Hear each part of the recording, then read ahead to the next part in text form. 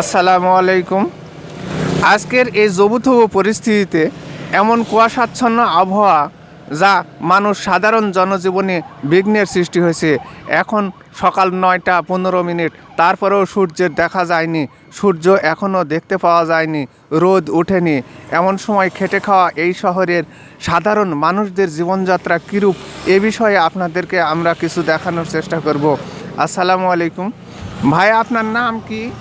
মোহাম্মদ রফিকুল ইসলাম।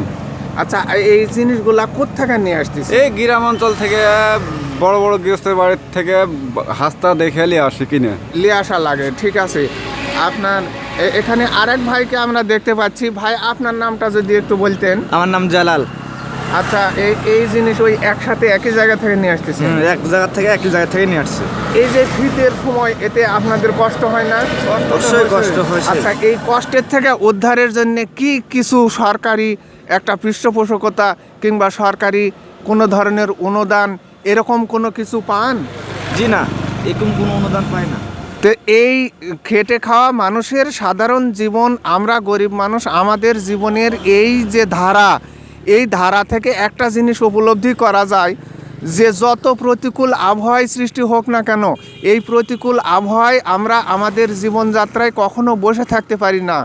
প্রচুর টাকা যদি ব্যাংকে জমা থাকে তাহলে তারাই হয়তো বসে থেকে খাবে, কিন্তু সাধারণ মানুষ কখনো বসে থেকে খেতে পারে না। সাধারণ মানুষের জন্যে এই খেটে খাওয়া জীবনটাই তাদের জন্য প্রযোজ্য। তাই আল্লাহর অশেষ রহমত কামনা করি যেন এই খেটে খাওয়া জীবনে আমরা শারীরিক সুস্থতা পাই এবং শারীরিকভাবে এই পরিশ্রম করে হালাল রুজি রোজগার করে খেতে পারি, এটাই আমাদের প্রত্যাশা। ধন্যবাদ।